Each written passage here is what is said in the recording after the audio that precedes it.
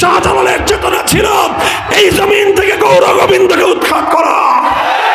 শাহজালালের উত্তরসূরিরা আবার তৈরি হও, আবার তিতুমিরের বাঁশের কেল্লা তৈরি করো, আবার হাজী শরীয়তুল্লাহর ফরায়েজি আন্দোলন করো, আবার টেকনাফ থেকে তেতুলিয়ায় তোমরা হাতে হাত রাখো।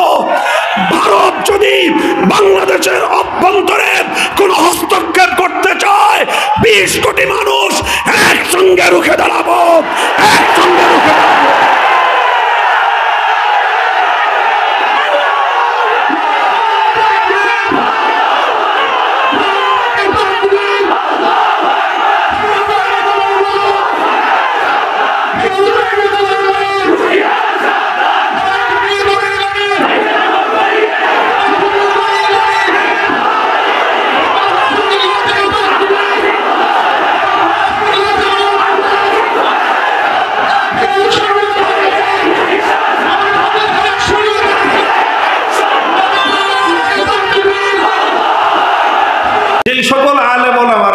যে সকল আলেমগণ সমাজ এবং রাজনীতি, রাষ্ট্র এবং রাজনীতিতে ইসলাম বিরোধী কার্যকলাপ হতে দেখলে প্রতিবাদ করে, সেই সকল ভুলগুলো সংশোধন করার জন্য আহ্বান জানায়, এই সকল আলেমদের কণ্ঠরোধ করা ছিল বিগত সময়ের ফ্যাসিবাদের অন্যতম এজেন্ডা। এই জন্য বেছে বেছে শুধু বড় বড় আলেমদেরকে গ্রেফতার করা হয়েছে, তাদের কণ্ঠরোধ করা হয়েছে, ব্যাপারটা এমন না। এক শ্রেণীর বিশেষ আলেমদেরকে টার্গেট করা হয়েছিল এবং সেই সকল আলেমদের কণ্ঠরোধ করে তারা মনে করেছিল যে এই জাতিতে, এই জাতির মধ্যে, এই দেশে রাষ্ট্র এবং রাজনীতি থেকে ইসলামকে সম্পূর্ণরূপে মাইনাস করে দিবে, ইসলামকে নির্মূল করে দিবে, কেউ টু শব্দ করতে পারবে না, এমন একটা পরিবেশ তারা তৈরি করতে চেয়েছিল। কিন্তু ঘটে তো সেটাই যেটা আমার আল্লাহ ফয়সালা করে রেখেছেন। তারা চেয়েছিল এই দেশে যেন আর কোনো মাহফিলে রাষ্ট্রের কোনো সিদ্ধান্ত নিয়ে কেউ যেন আলোচনা না করে। তারা চেয়েছিল যে রাষ্ট্র, সরকার ইসলাম বিরোধী যে কোনো সিদ্ধান্ত নিতে মনে চাইলে নিবে, আলেম সমাজ সেই ব্যাপারে কথা বলতে পারবে না। আমরা আমাদের বার্তা আজকে পরিষ্কার করে দেই, পরিস্থিতি যত ভয়াবহ হোক না কেন, যখনই যে কোনো সমাজ, যে কোনো পর্যায়ে, ব্যক্তি পর্যায়ে হোক, গোষ্ঠী পর্যায়ে হোক, অর্থনৈতিক বিষয়ে হোক, ব্যবসা বাণিজ্যের ক্ষেত্রে হোক, রাষ্ট্র কিংবা রাজনীতি হোক, যদি সেখানে সুস্পষ্ট ইসলামের বিধান লঙ্ঘিত হতে দেখা যায়, কোরআন সুন্নাহ বিরোধী কোনো কার্যকলাপ যদি জাতির উপর চাপিয়ে দেওয়ার চেষ্টা করা হয়, তখন তার বিরুদ্ধাচরণ করা, তার প্রতিবাদ করা, তাকে রুখে দাঁড়ানো, এটা উম্মতের আলেমদের জন্য ফরজ। উম্মতের আলেমদের একটা শ্রেণী এ দায়িত্ব পালন করবেই। এ দায়িত্ব পালন করতে গিয়ে যদি আলেমদেরকে ফাঁসি কাস্টে ঝুলতে হয়, তারা ঝুলবে। যদি শাহাদাত বরণ করতে হয়, জীবন দিবে। রক্ত যদি দিতে হয়, রক্ত দিবে। ইসলাম দুনিয়াতে কচুরি পানার মতো ভেসে আসে নাই। ইসলাম দুনিয়াতে কারো দয়া এবং দাক্ষিণ্যের উপর বেঁচে আসে নাই। এবং দুনিয়াতে যতদিন ইসলাম বেঁচে থাকবে, তার স্বকীয় শক্তিতে নির্ভর করেই বেঁচে থাকবে। এবং সেজন্য প্রত্যেক যুগে যুগে, প্রত্যেক সমাজে, প্রত্যেক জনপদে সেই আলেম তৈরি হতে হবে যারা রাষ্ট্র এবং রাজনীতির ইসলাম বিরোধী প্রত্যেকটি অন্যায়ের প্রতিবাদ উচ্চকণ্ঠে করবে ইনশাআল্লাহ। আল্লাহ পাক রব্বুল আলামিন তৌফিক দান করেন। মুহতারাম হাজিরিন, আপনারা জানেন যে আমি বিকাল 3টায় হাসপাতাল থেকে রিলিজ পেয়েছি। 4টার সময় আজকে বাংলাদেশের একটি ক্রান্তিকালের ঐতিহাসিক একটি প্রোগ্রাম আজকে হয়েছে। বাংলাদেশের স্বাধীনতা পরবর্তী 53 বছরের ইতিহাসে এমন নজির নাই যে একটা দেশকে রক্ষা করার জন্য আধিপত্যবাদী একটা শক্তির বিরুদ্ধে গোটা দেশের সকল মত এবং পথের সকল রাজনৈতিক নেতৃবৃন্দ ঐক্যবদ্ধ হয়ে গিয়েছেন। তারা আমাদেরকে যতই দুর্বল করতে চাচ্ছে, আমাদের মধ্যে সুসংহত হচ্ছে। এটা একথা প্রমাণ করে যে ইনশাআল্লাহ বাংলাদেশকে যারা ধ্বংস করতে চায়, বাংলাদেশ ধ্বংস করতে পারবে না ইনশাআল্লাহ। কোন জাতি যদি একটা বিষয় ঐক্যবদ্ধ হয় তাহলে সেই জাতিকে ধ্বংস করা যায় না। সেই জাতির ঐক্যবদ্ধ কোনো বিষয়কে, ঐক্যবদ্ধ ইস্যুকে, ঐক্যবদ্ধ টার্গেটকেও তাদের কাছ থেকে ছিনতাই করা যায় না। মুহতারাম হাজিরিন, আমি আপনাদের সম্মুখে কোরআনে পাকের সূরা আলে ইমরান থেকে একটি আয়াত তেলাওয়াত করেছি, সূরাতুন নিসা থেকে 60 নম্বর আয়াতটি তেলাওয়াত করেছি। আমার আয়াতের মূল সারমর্ম হলো আল্লাহ পাক রব্বুল আলামিন এক শ্রেণীর মানুষের ব্যাপারে বড় বিস্ময় এবং আশ্চর্য প্রকাশ করেছেন। আল্লাহ বলেছেন, আলাম তারা ইলাল্লাযীনা ইয়াজউমুনা আন্নাহুম আমানু বিমা উনজিলা ইলাইকা ওয়া মা উনজিলা মিন ক্বাবলিক ইউরিদুনা আন ইয়াতাহাকামু ইলাত তাগুত। আল্লাহ বলেন যে দেখো, বড় আশ্চর্যজনক বিষয়, তোমরা কি লক্ষ্য করো যে এক শ্রেণীর মানুষ আছে, একদল মানুষ এমন আছে যারা ইয়াজউমুন দাবি করে আন্নাহুম আমানু, যে তারা ঈমানদার। এক ধরনের মানুষ আছে যে তারা নিজেরা দাবি করে কি তারা ঈমানদার, তারা মুমিন, অথচ ইউরিদুনা আন ইয়াতাহাকামু ইলাত তাগুত, অথচ তারা তাগুতের কাছে বিচার চাইতে যায়, অথচ তারা তাগুতের কাছে সিদ্ধান্ত এবং ফয়সালা জানতে চায়। আল্লাহর কোরআন বলতে চায় যদি কেউ ঈমানদার হতে পারে, যদি কেউ ঈমানদার হতে চায়, তাহলে সে কশ্চিৎকালেও তাগুতের বিচার মানতে পারে না। আর যারা তাগুতের সিদ্ধান্ত মানবে তারা কশ্চিৎকালেও ঈমানদার হতে পারে না। অর্থাৎ ঈমান এবং তাগুতের উপর বিশ্বাস, আল্লাহর উপর বিশ্বাস এবং তাগুতের উপর বিশ্বাস, এই দুটো কশ্চিৎকালেও একত্রিত হতে পারে না। প্রশ্ন করতে পারেন, তাগুত কাকে বলা হয়? তাগুত কাকে বলা হয়?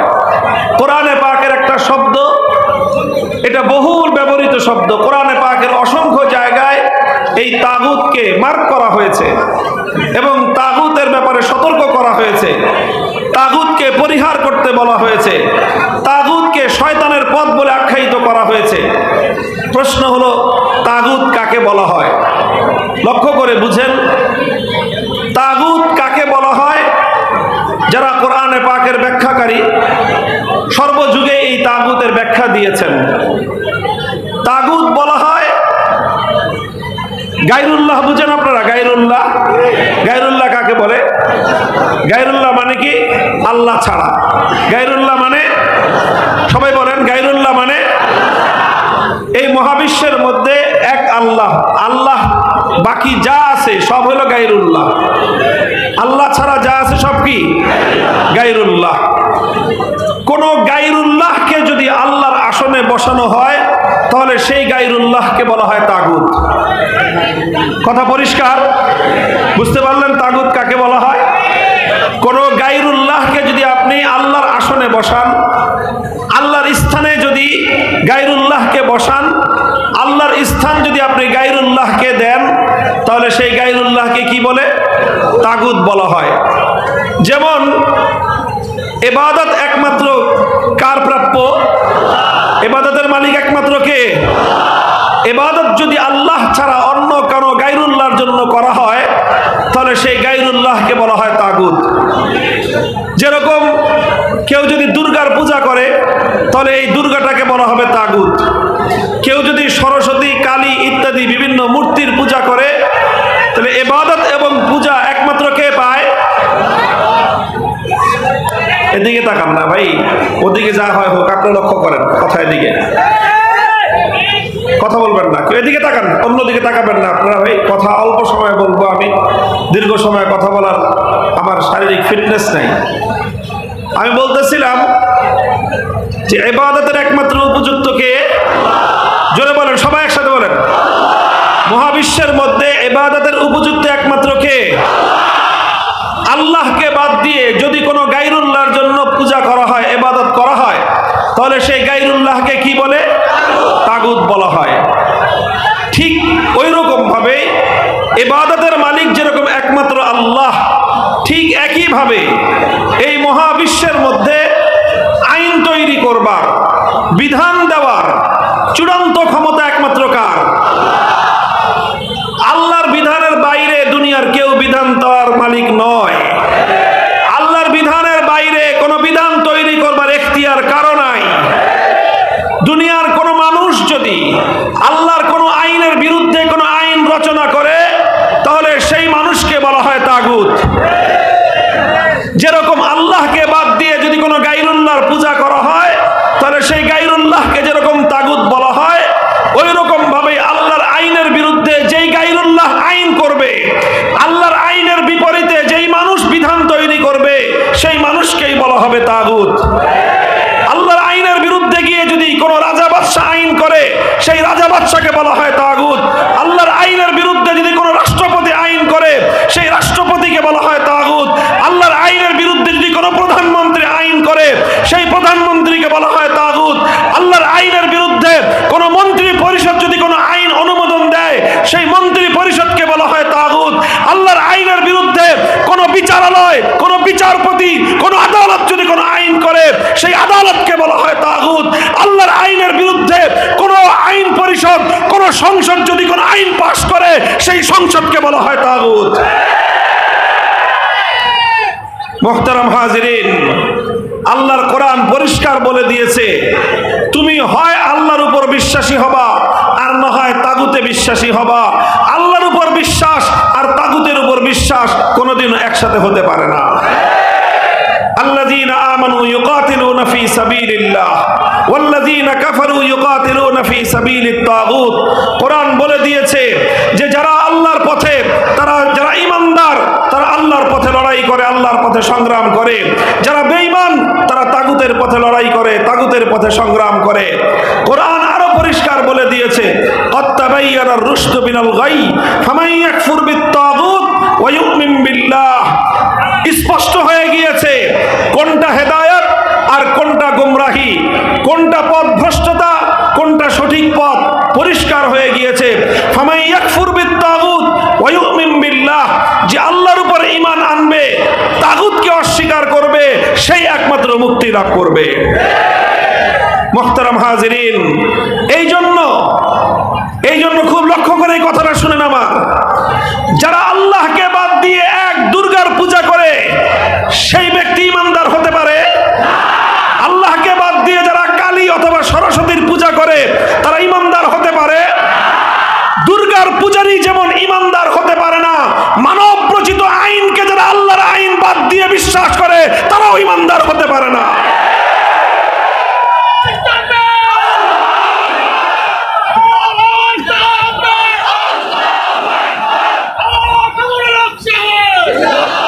মুসলিম জাতির মধ্যে, মুসলিম সমাজের মধ্যে এই অভিশাপ কোনোদিন ছিল না।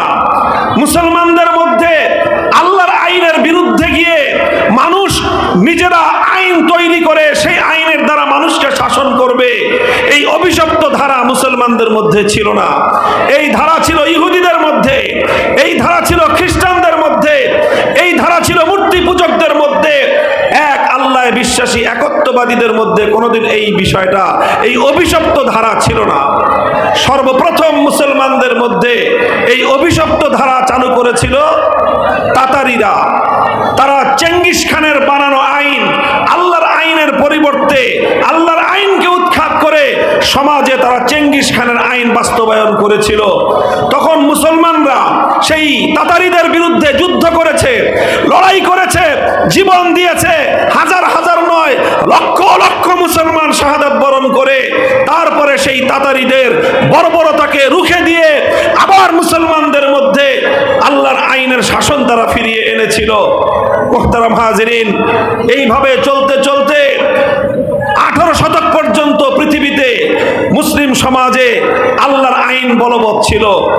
যখন 1757 সালে এই পাক ভারত উপমহাদেশকে ব্রিটিশ সাম্রাজ্যবাদ দখল করে নিল, ব্রিটিশরা আমাদের দেশ দখল করলো, ফ্রান্স গোটা মুসলমানদের আফ্রিকার বিশাল অঞ্চল দখল করলো, ইতালীয় সাম্রাজ্য দখল করলো। এইভাবে পশ্চিমা সাম্রাজ্যবাদীরা মুসলিম দেশগুলো দখল করতে করতে তারা যখন মুসলমানদের বিশাল অঞ্চল দখল করে নিল, এই প্রথম ভারত উপমহাদেশে ব্রিটিশরা আল্লাহর আইন উৎখাত করে দিয়ে ব্রিটিশ প্রবর্তিত আইনের দ্বারা মুসলমানদের এই দেশকে তারা শাসন করতে আরম্ভ করলো। যখন আল্লাহর আইনের পরিবর্তে ব্রিটিশ প্রবর্তিত শাসন ব্যবস্থা আইন চালু হলো, তখন এদেশের আলেম সমাজ ফতোয়া জারি করলেন। শাহ আব্দুল আজিজ মুহাদ্দিস দেহলভী রহমতুল্লাহ আলাইহি 1803 সালে ফতোয়া দিলেন যে এই এলাকায়, এই দেশে মুসলমানের সংখ্যা যতই হোক, মুসলমানরা যত নিরাপদে ধর্মকর্ম পালন করুক না কেন, যেহেতু রাষ্ট্রে আইন আল্লাহর নেই, বরং আল্লাহর আইনের পরিবর্তে ব্রিটিশের আইন চলছে, যেই দেশে যেই জনপদে ব্রিটিশের আইন চলে, মানুষের আইন চলে, সেই জনপদ দারুল ইসলাম থাকতে পারে না, সেই জনপদ ইসলামের দেশ থাকে না, সেই জনপদকে বলা হয় দারুল হরব, অর্থাৎ সেই জনপদ হলো শত্রু কবলিত দেশ। ইসলামের দৃষ্টিতে সেই দারুল হরবকে, শত্রু কবলিত সেই দেশকে আবার ইসলামের দেশে পরিণত করার জন্য জিহাদ করা প্রত্যেক মুসলমানের জন্য ফরজ। এই ফতোয়া দেওয়ার পরে 1831 সালে বালাকোটের রণাঙ্গনে জিহাদ হয়, 1857 সালে শামলীর রণাঙ্গনে জিহাদ হয়। মুসলমানরা জিহাদ করেছে, আবার ব্রিটিশের শাসনকে বাতিল করে আল্লাহর আইনের দ্বারা মুসলিম সমাজকে শাসন করার যুগ ফিরিয়ে আনবার জন্য বারবার মুসলমানরা শাহাদাত বরণ করেছেন, জীবন দিয়েছেন, কিন্তু সফলতা লাভ করতে পারেন নাই। 1866 সালে দারুল উলুম দেওবন্দ প্রতিষ্ঠিত হওয়ার 80 বছরের মাথায় 1947 সালে এই ব্রিটিশরা ভারত উপমহাদেশ, এই পাক ভারত বাংলাদেশ এই অঞ্চল ছেড়ে ব্রিটিশরা পালিয়ে যেতে বাধ্য হয়। ব্রিটিশরা যখন এই দেশটা ছেড়ে চলে যায়, তখন এই দেশে প্রধান দুই জাতি বসবাস করত। এক জাতি হলো মুসলিম, আরেক জাতি হলো হিন্দু। তখন মুসলমানরা চিন্তা করলো, যদি আবার আমরা হিন্দুদের সঙ্গে একসাথে একটা দেশ গড়ি, তাহলে সংখ্যা বেশি হিন্দু, মুসলমানদের তুলনায় হিন্দুরা সংখ্যায় বেশি থাকার কারণে রাষ্ট্রের মধ্যে হিন্দুদের প্রভাব থাকবে, মুসলমানদের আল্লাহর আইন, ইসলামী শাসন, শরিয়ার আইন বাস্তবায়ন হবে না। এই জন্য মুসলমানরা তখন সিদ্ধান্ত নিল যে আমরা ছোট হলেও আলাদা রাষ্ট্র চাই। 1947 সালে মুসলমানদের জন্য একটা আলাদা ভূখণ্ড হলো, আলাদা একটা রাষ্ট্র হলো। আর সেই রাষ্ট্র গঠন করার জন্য এই পাক ভারত উপমহাদেশের সবচেয়ে বেশি ত্যাগ আর কোরবানি স্বীকার করেছে এই বাংলাদেশের মুসলমানরা। বাংলাদেশের মুসলমানরা বাড়ির কাছের এই কলকাতাকে লাথি মারছে, বাড়ির কাছের দিল্লিকে তালাক দিয়েছে, নিজের বাড়ির চতুর্পার্শ্বে ভারতকে উপেক্ষা করে 2000 মাইল দূরে পশ্চিম পাকিস্তানের মুসলমানদের সঙ্গে একসাথে হয়ে একটা রাষ্ট্র গঠন করেছিল। উদ্দেশ্য ছিল পশ্চিম পাকিস্তানিদের সঙ্গে ঐক্যবদ্ধ হওয়া নয়, বরং টার্গেট আর উদ্দেশ্য ছিল একটাই, সেটা হলো এখানে আইন আর শাসন হবে আল্লাহর আইন, শাসন হবে কোরআনের শাসন। এজন্য আমাদের এই বাংলাদেশের মুসলমান, আমাদের বাপদাদারা অনেক ত্যাগ আর কোরবানি স্বীকার করেছেন। মুহতারাম হাজরিন, সেই দুঃখজনক ইতিহাস বলবার সময় আমার নাই। যত ত্যাগ আর কোরবানি আমাদের পূর্বপুরুষরা দিয়েছেন, সেই পশ্চিম পাকিস্তানের বেলুচিস্তান, লাহোর আর করাচি আর সেই খাইবার পাখতুনখোয়ার সীমান্ত প্রদেশের মুসলমানরা, পাঞ্জাবের মুসলমানরা অত রক্ত দেয় নাই। আমার এই বাংলার মুসলমানরা যত ত্যাগ আর কোরবানি স্বীকার করেছে। একটাই আকাঙ্ক্ষা ছিল, একটাই স্বপ্ন ছিল, একটাই চাহিদা ছিল যে আমরা না খেয়ে থাকবো, আমরা না পরে থাকবো, আমরা দারিদ্র্যের কষাঘাতে জর্জরিত হব, সব দুঃখ কষ্ট মেনে নিব, কিন্তু আমরা আমাদের এই জমিনে আল্লাহর আইন চাই, আমাদের জমিনে আমরা কোরআনী শাসন ব্যবস্থা চাই। দুর্ভাগ্যজনকভাবে 1947 সালে দেশ বিভক্ত হওয়ার পর 24 বছর পর্যন্ত পশ্চিম পাকিস্তানি শাসকরা আমাদের সঙ্গে গাদ্দারি করেছে, বিশ্বাসঘাতকতা করেছে। আল্লাহর কোরআনের শাসন দেওয়ার কথা বলে দেশটা স্বাধীন করার পর তারা আর তো আল্লাহর আইন জারি করে না, কোরআনের শাসন জারি করে না। আমাদের আলেম সমাজ বারবার রাষ্ট্র ব্যবস্থার কাছে, সরকারের কাছে বলল যে কোরআনী শাসন কেন জারি করো না? তারা বলে যে এটা এখনো শিশু রাষ্ট্র। শিশু রাষ্ট্র, এখনই এটাকে ইসলামী শরীয়তের বিধান দিলে এই রাষ্ট্র হজম করতে পারবে না। এই জন্য আগে আস্তে আস্তে রাষ্ট্রটা একটু শক্তিশালী হোক, একটু বড় হোক, তারপরে আমরা কোরআনী শাসন দিব। এইভাবে যেতে যেতে 10 বছর, 15 বছর, 20 বছর চলে যায়, কিন্তু কোরআনী শাসন দেয় না। হুজুরা জিজ্ঞাসা করলেন, আপনার এই শিশু সাবালক হবে কবে? কবে সাবালক হবে? শাইখুল হাদিস আল্লামা আজিজুল হক রহমাতুল্লাহি আলাইহি আমার আব্বাজান বলতেন, 24 বছরেও পাকিস্তান নামক শিশু রাষ্ট্র এটার বালেগ হলো না। তো যেই পোলা 24 বছরেও প্রাপ্ত বয়স্ক সাবালক হয় না, ওই পোলা 90 বছরেও সাবালক হবে না। আল্লাহর কোরআনের আইনের কথা বলে পাকিস্তান স্বাধীন করা হয়েছিল। আল্লাহর কোরআনের আইনের কথা বলে বাংলাদেশ ভারতকে তালাক দিয়েছিল। আল্লাহর কোরআনের আইনের জন্য বাংলাদেশ দিল্লিকে লাথি মেরেছিল। আল্লাহর কোরআনের আইনের জন্য বাংলাদেশ কলকাতা থেকে বিচ্ছিন্ন হয়েছিল। 24 বছর পর্যন্ত সেই কোরআনের শাসন না দেওয়ার কারণে 71 সালে পাকিস্তান ভেঙে খান খান করা হয়েছে।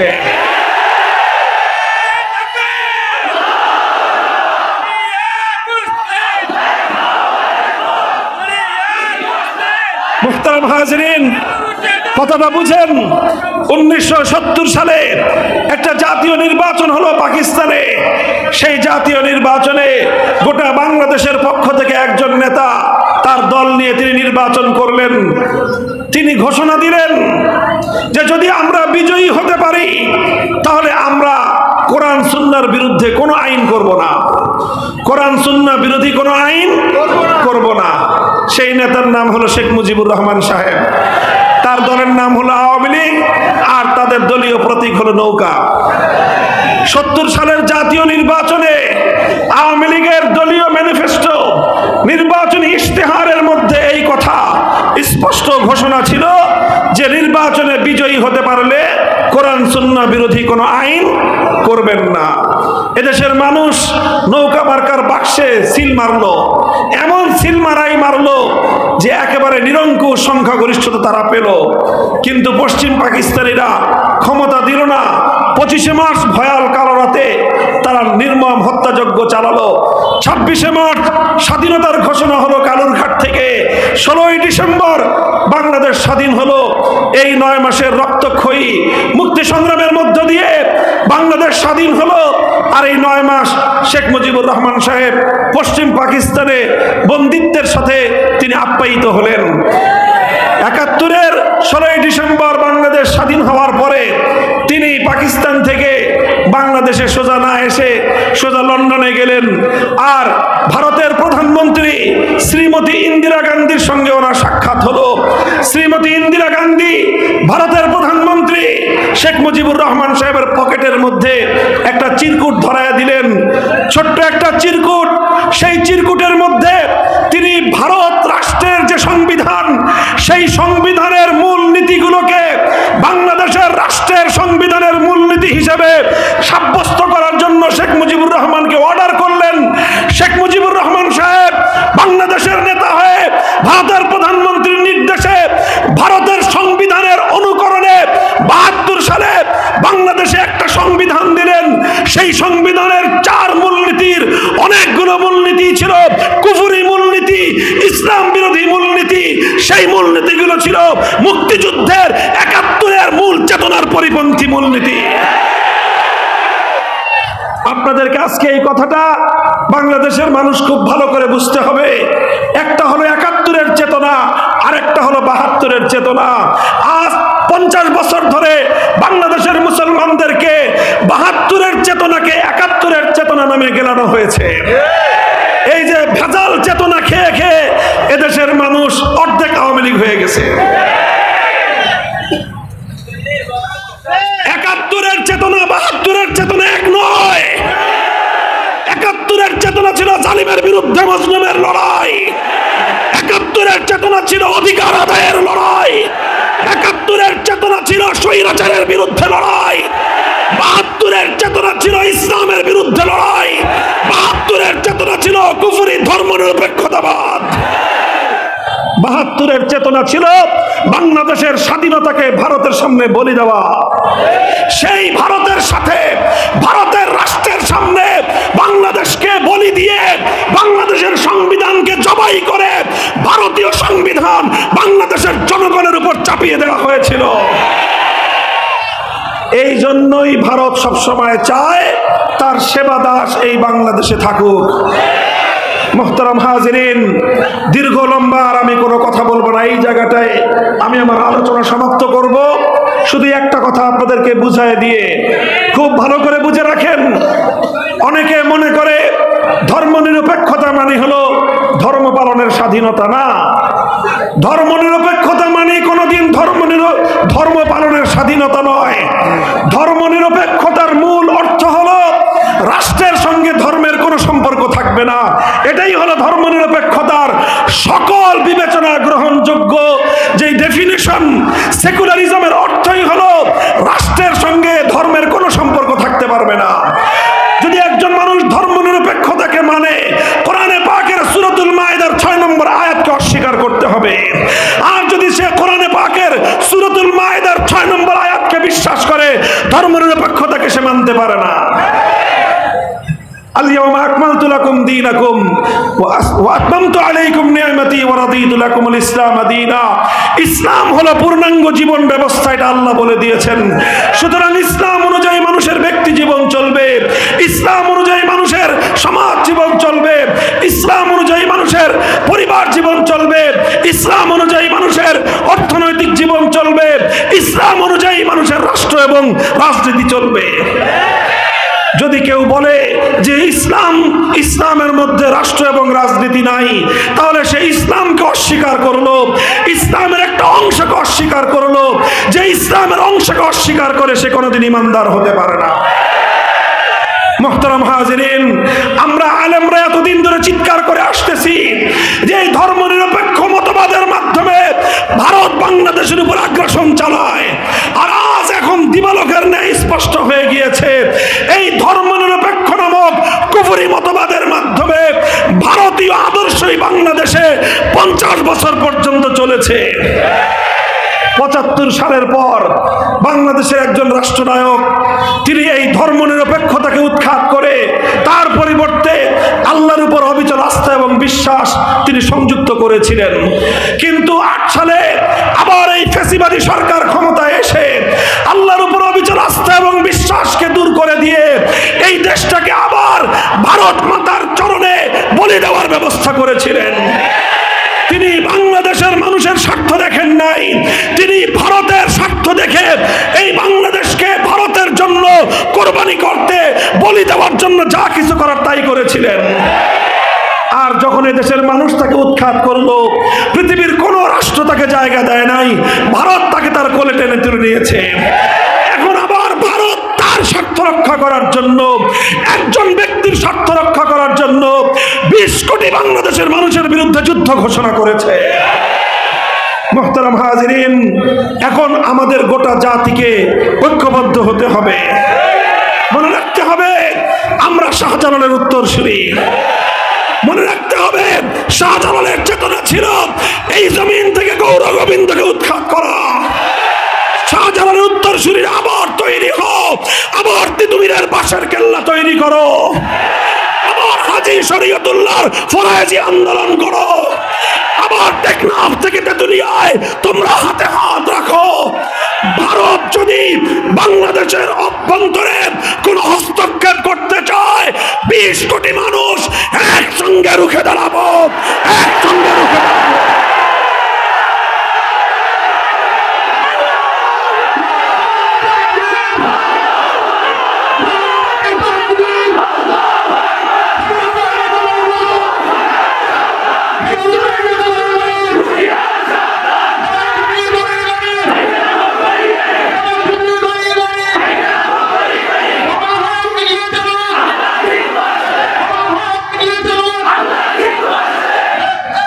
Sure.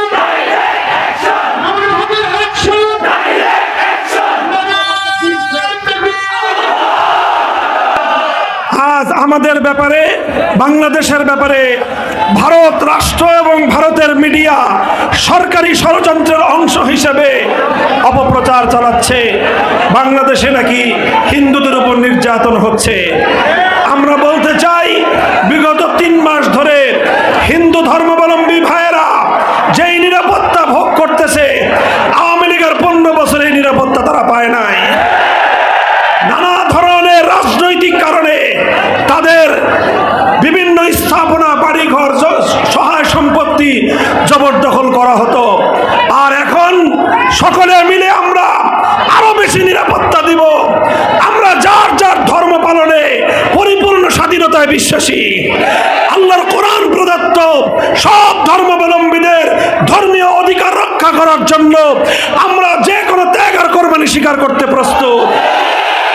মনে রাখবেন, হিন্দু ধর্মাবলম্বীরা তারা মুসলমানদের আশ্রয়ে, মুসলমানদের মাধ্যমে নিরাপত্তা অতীতেও পেয়েছেন, আজও পাচ্ছেন, ভবিষ্যতেও পাবেন ইনশাআল্লাহ।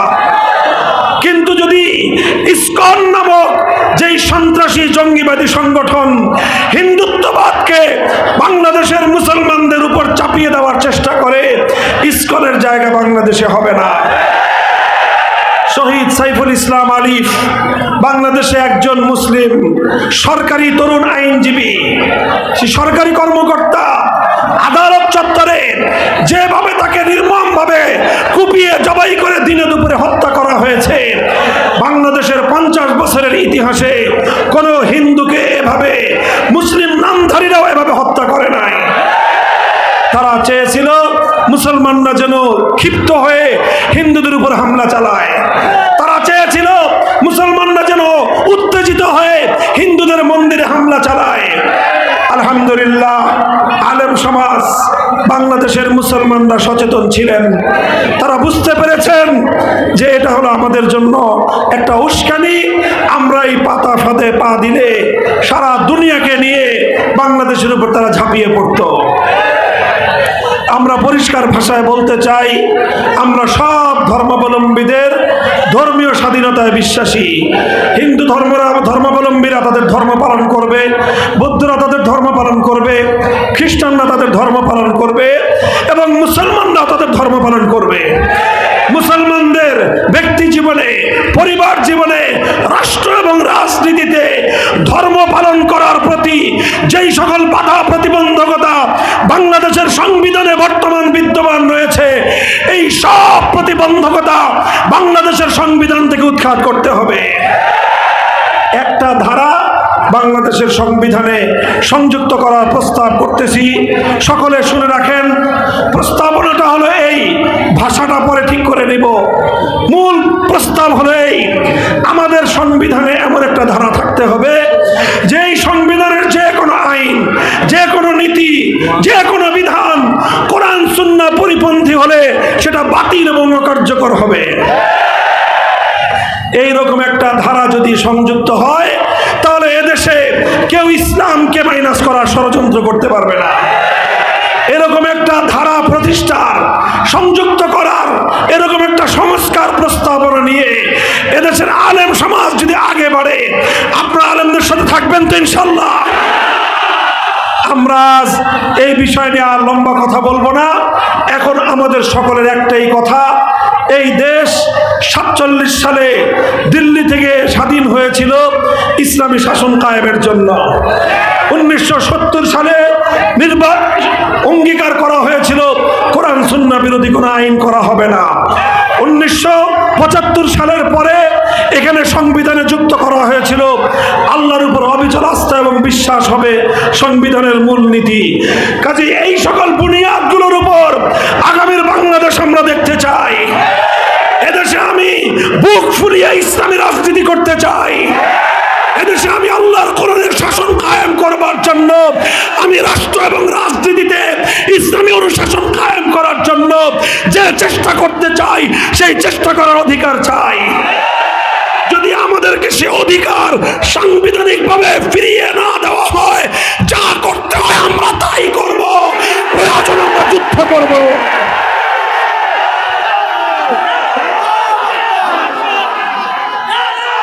আল্লাহ পাক রব্বুল আলামিন আমাদের সকলকে কবুল করুন।